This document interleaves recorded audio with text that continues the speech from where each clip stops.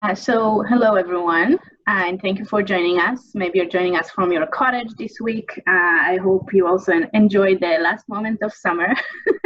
um, Thank you for joining us to How We Build This Toronto, a webinar series with the leaders and innovators of our industry here in Toronto.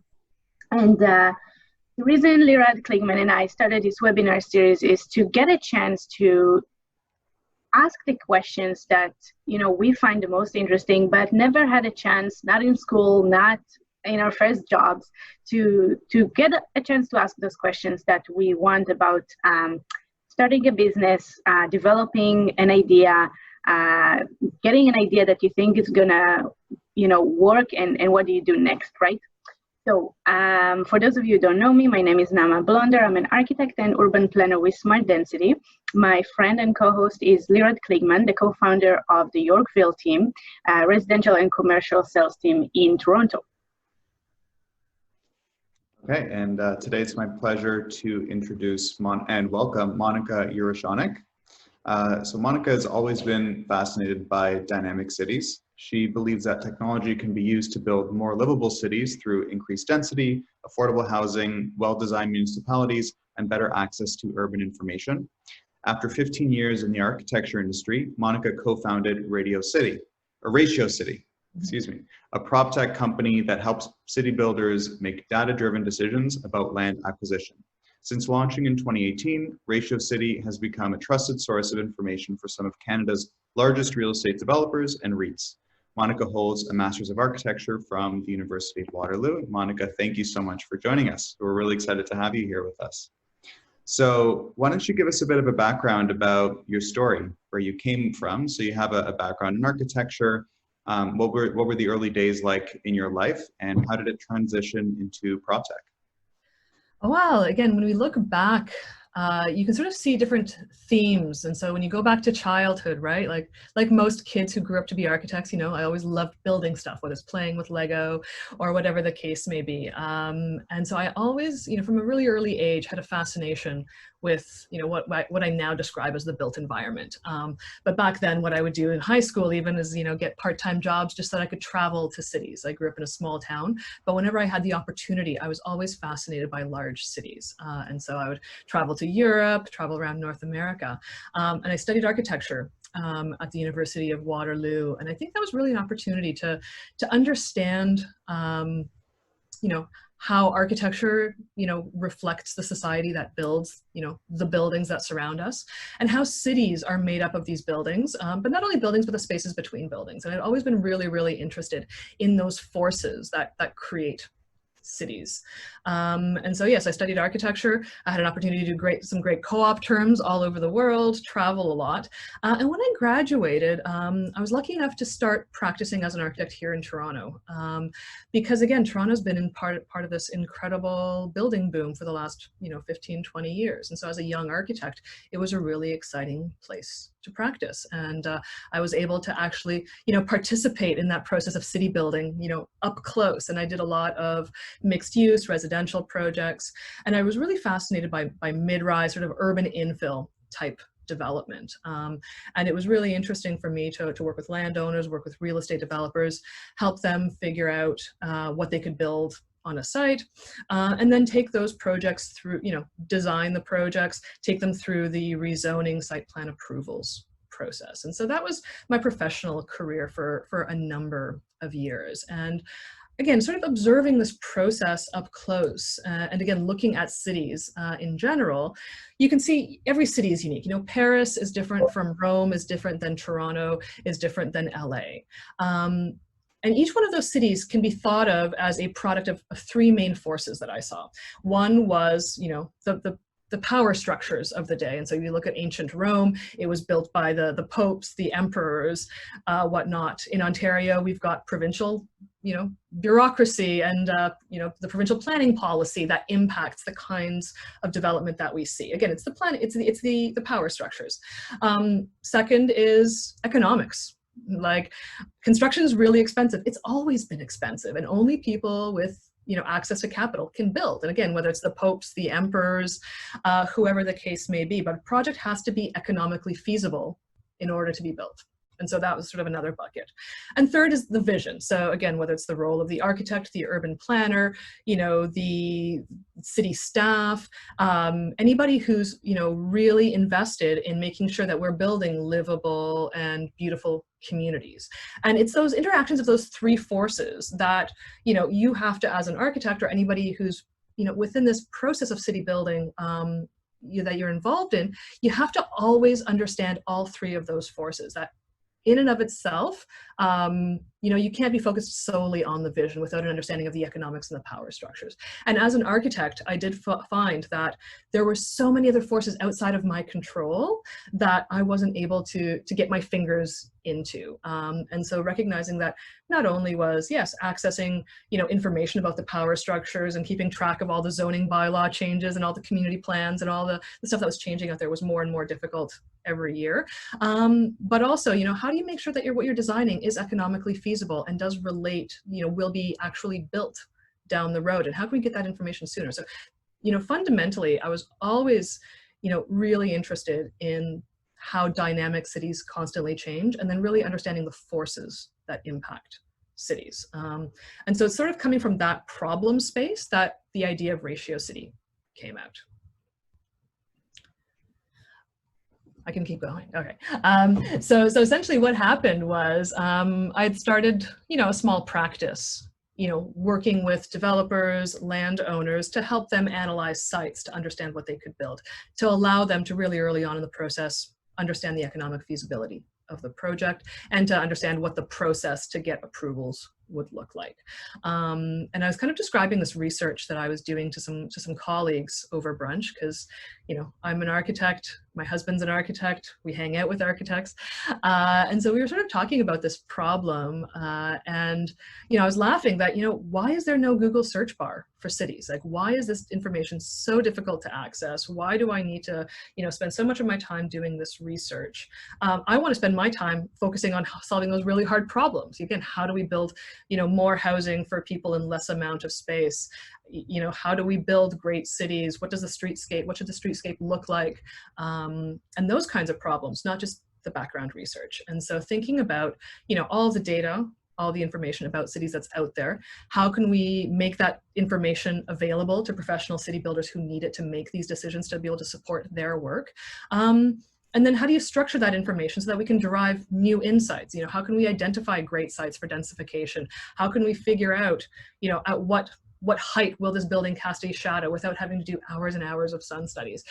These kinds of questions. And so, again, talking to my now co-founder, Erin Morrow, we thought that we had a really unique skill set between the two of us to be able to take this problem and come up with a new solution to it. Aaron's background was a little bit different. He had been working for a global engineering firm and also doing a lot of consulting work in transportation planning, civil infrastructure, and thinking about how, again, people move through urban spaces. And, so he had actually developed and invented a software solution for this engineering firm. So he had a very technical background in building complex software.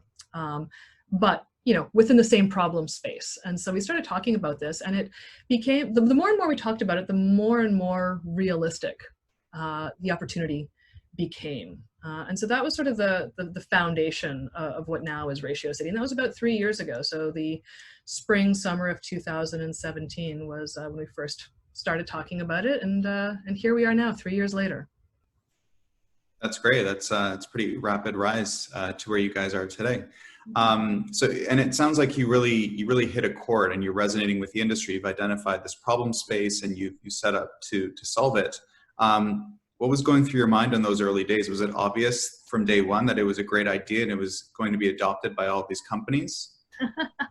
No, I'd say it was an idea. And you talk to people, and some people get the idea and some people don't get the idea. And so there's sort of two main groups of people, I would say. As an idea, ideas are cheap, actually. Lots of people have lots of ideas.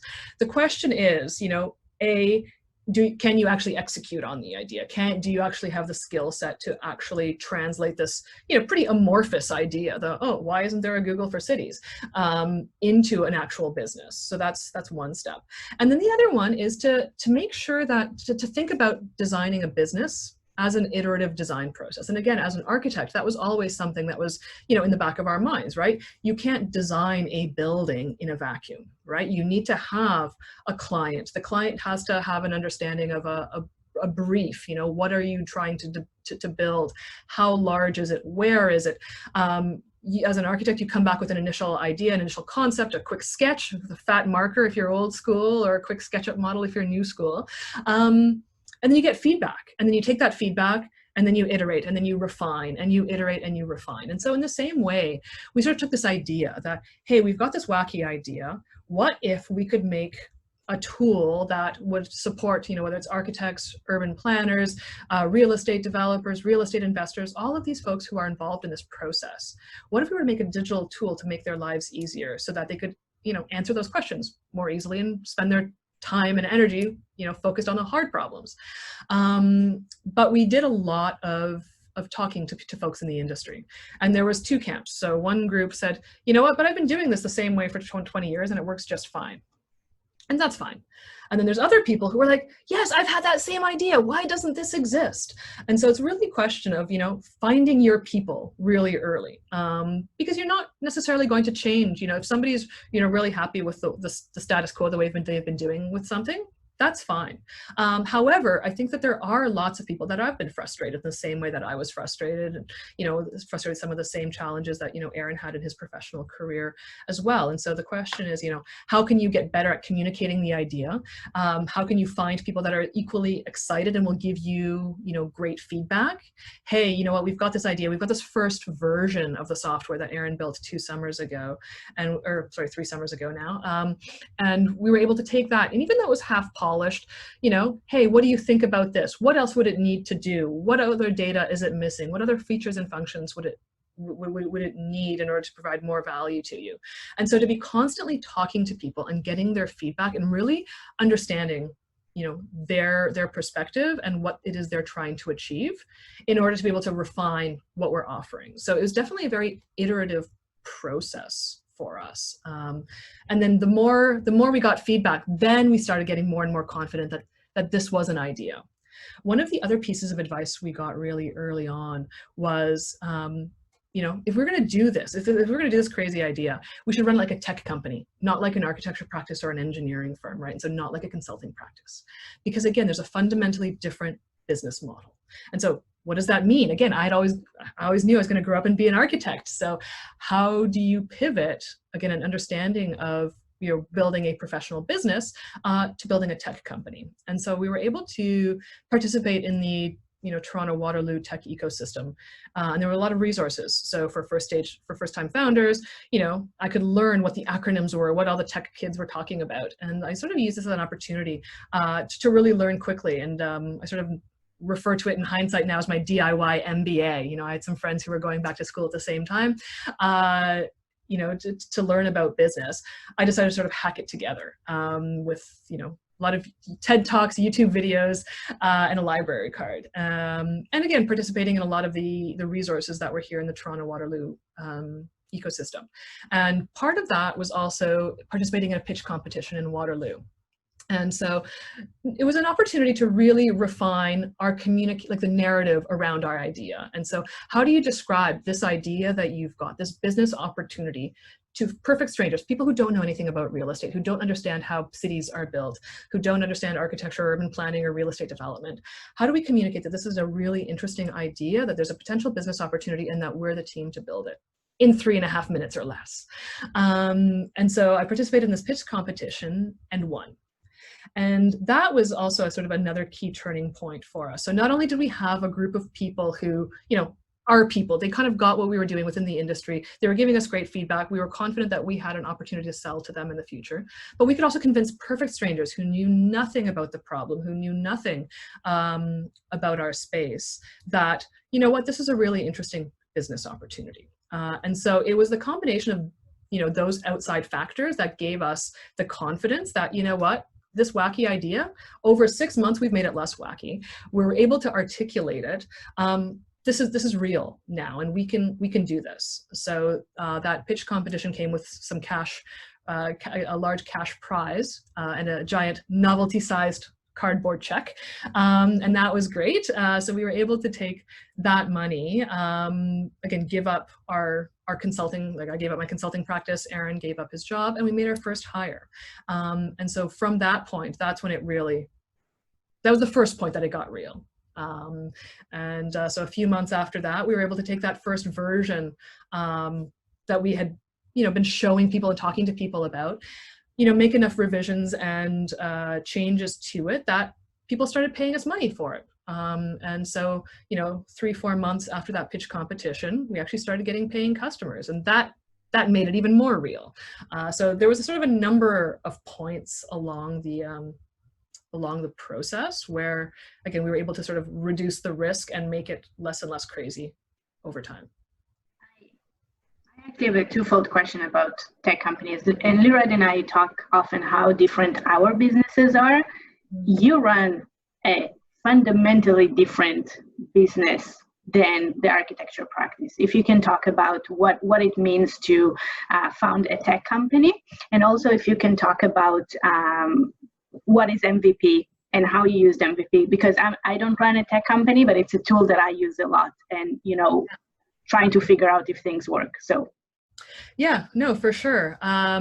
So again, as an architect or just somebody in the professional consulting space, essentially you're exchanging, the value of your expertise, the value of your time for money. And so it's a very linear relationship. And when starting a practice, again, you have a few customers. As a sole practitioner, you can have a number of customers. As you increase the number of customers, as you increase the amount of work that you have on, you hire additional staff, you bring on additional people as part of your team to support it. And so as your business grows, you hire the number of people that you need. So you can relate your expenses and your income. And those two things kind of move in parallel. As a tech company, essentially, the fundamental difference is tech can scale very rapidly. And so for a software product, it doesn't matter if I have 50 customers or 500 customers or 5,000 customers, the tech remains the same. The difference is you have to build it first before you can sell it. And so you need the money up front in order to build your team, even before you have revenue.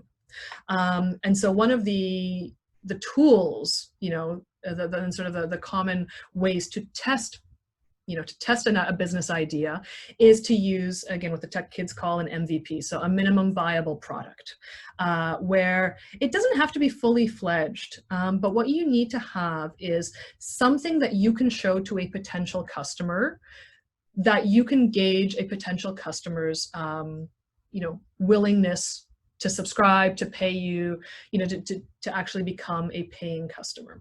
And so one of the things that we were able to do is, we built a very rough version. It had a handful of data layers. It had a couple of features and functions. It was half-baked, but it was graphic enough that you could show it to people, and people still, they got it. If you were in the problem space, you understood where we were going with this. And again, you can tell the story so that people don't notice, the holes in the product. But the question is to be able to quickly to test, in a low risk kind of way. So before you could build out a team of 15 people and get all these really smart people building an amazing product, you had to know that you had potential customers.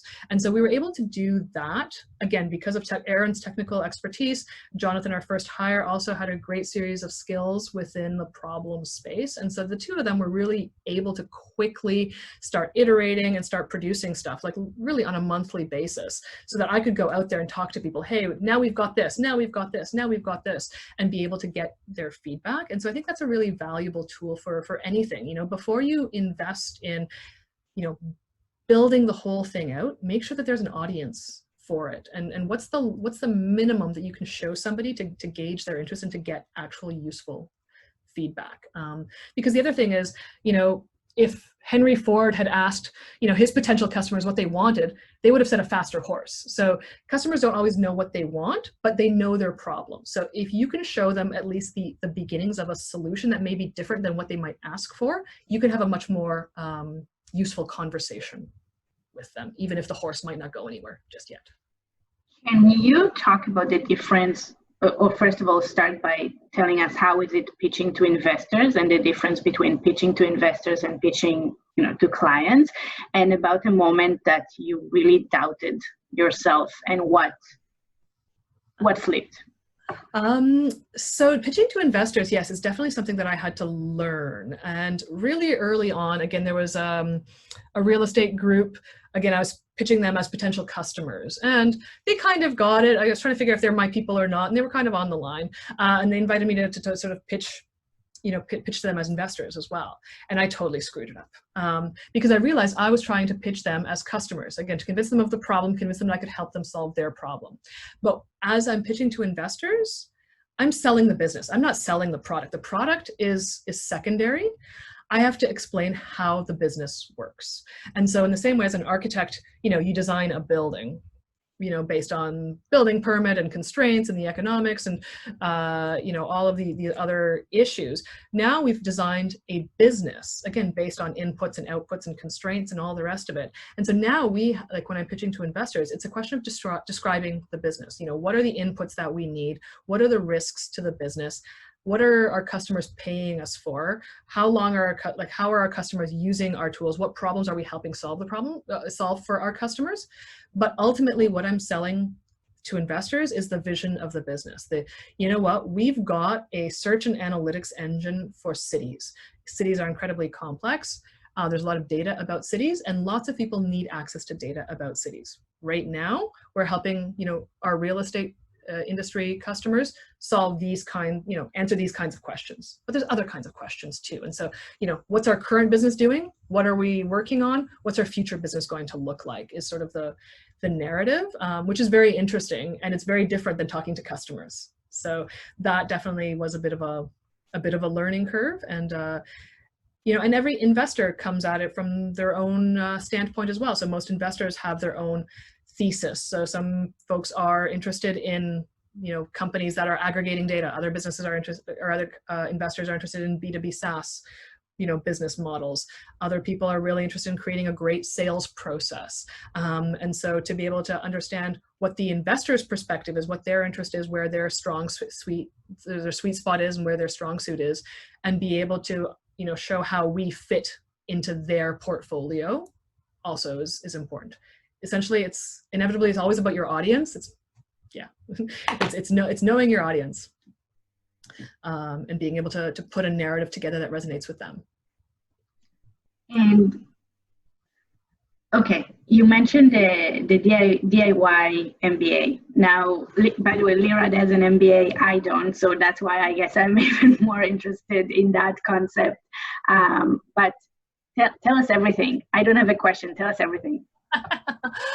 Well, again, my background is architecture. I know how to speak architect, right? And so again, as a professional, you know the acronyms, the processes. But again, coming into the tech space, and I don't look like the Mark Zuckerberg, stereotype, frankly, right?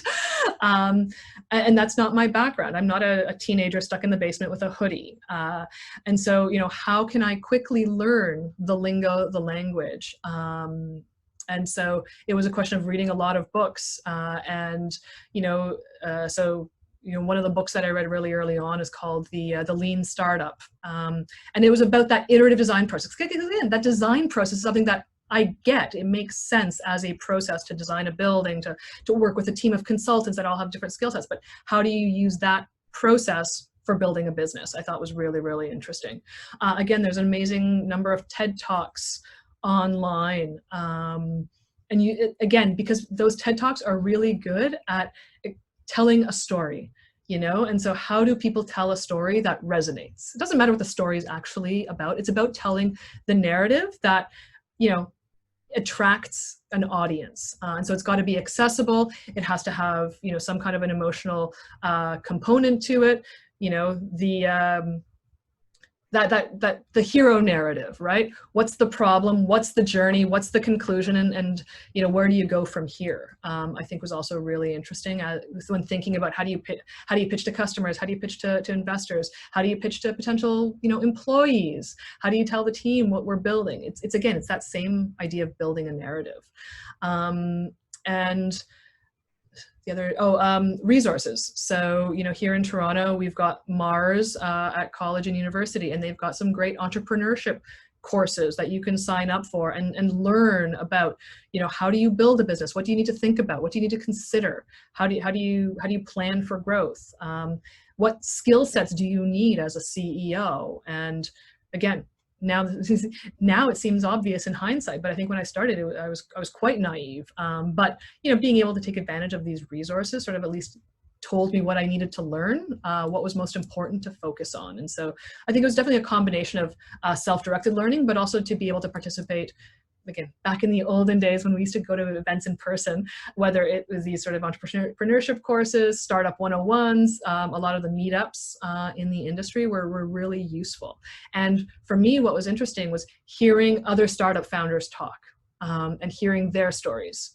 Because again, you know, when this was just a crazy idea near the beginning, it's like, well, how do I start a business? And when you hear enough stories of how other people started businesses, and again, you know, this idea of this podcast and others, you know, you can start seeing themes and you can start pattern matching, for lack of a better word. And so when you hear how other people started and how hard it was and some of the challenges that they saw, like, well, okay, if they could do it, maybe I can do it. And so I think it's telling that story over and over again. Because again, I found it interesting to hear other people's stories and then to build my story on top of it. In terms of the hardest, you know, some of the points where I wasn't sure, you know, yeah, again, it's a roller coaster ride. You know, there are highs and there are lows, and they oscillate very, very quickly. And so when we first started selling, again, we had won that prize money from that pitch competition. So we had some money in the bank. We had our first employee and we started getting some sales, but you know, we had the money in the bank account and it was going down, and we had some sales that were starting to take off. The question is where those two lines were going to meet. That was definitely a very stressful time because we were really close. We were very, very close to hitting below ground, you know, and you're like, pull the plane up faster. But again, it's that, you know, necessity is the mother of all invention. And so when you start recognizing this, you're like, okay, I need to start closing deals faster. I need to find ways to be able to bring money on. And so, you know, you use that as a motivator. You know, right now we're in the middle of a pandemic. You know, it's stressful for everyone. This has upended a lot of people's businesses. And so again, what does that mean? How does that impact us? Again, how can we focus on our core values? You know, ultimately, how can we help our customers? And, you know, if our customers' business will change, then we'll have to change with them. If the question is to support our customers, to let them do their job, you know, from home. And if there's other data that they need, other information that they need, you know, how can we help them? So it's kind of a question of, you know, those hard, challenging, scary times, really focus your attention on what's actually important. And if you can distill it down to your absolute core priorities, something will come out of it. Not sure what, but something will come out of it. Yeah, it's a roller coaster, though. Absolutely roller coaster. Yeah, but that's also what keeps it exciting and fun in a way, right? Those ups and downs. Otherwise, it'd be boring. Exactly. So going back in hindsight, is there anything that you would have done differently, either from your initial planning stages or the way that you started building out the business? Is there anything that sticks out in your mind? I'm not sure. Because again, now I can look back and it all makes sense in hindsight. And so you can see that, yes, I met this person at just the right time, and that person introduced me to so-and-so at just the right time. And again, we built out our team, you know, and our team all has really unique backgrounds, and they all come from, you know, the city building space, but, you know, they've taken very different paths. But we couldn't have done anything sooner. And I think if we had waited longer, it would have been harder. So I'm not sure that I could change any of those building blocks when we look back in time. But I think it's also because now I look back, I can see how it all built up. And when you're in the middle of the journey, because you've got an infinite number of paths you can take, it's much more difficult. When you look back into hindsight, it somehow makes sense. But looking forward is always much more challenging. And so now when I look forward, I see an infinite number of things that we could do. The question is, we've got a limited bandwidth, we've got a great team. What do we focus our priorities on so that we can, again, demonstrate to our customers that we can help them solve their problems? So that's more the challenge for me, I think, is the future rather than the past. Great answer. And I'm always interested in asking entrepreneurs, how do they stay ahead of the curve? How do they get creative and come up with innovative ideas? And they all seem to have different processes. Wondering what yours is. How do you get creative and stay innovative? I think if I look back personally, I see myself as having two particularly strong personal skill sets. One is I'm a really good listener. And so again, I think it comes back to the consulting days. When you're working with a client, your job as a professional is to help them achieve their goals. And so even though they may ask for something outrageous, hey, I want this building to be purple. Well, why do you want this building to be purple, or whatever the case may be, and to be able to really actively listen to understand, what is somebody actually asking you to do? So that's one thing. And then the second one is pattern recognition, right? Give me 5 examples of something great, or give me 10 examples of something that you like, and I can sort of find the themes that unite them, and then help get us to a point that will get us to something that you'll be happy with. And so for me, innovation isn't something that's internal. It's definitely external. And so it's based on conversations with either our current customers or people who are not our customers, because I think that's actually much more interesting, is to talk to people who are not our customers. What would they want? What do they need? What are the problems that they're solving? And then you can't just have 1 or 2 or 5 of these conversations. You need to have a lot of them. And once you have a lot of these conversations, then you can start recognizing themes and patterns.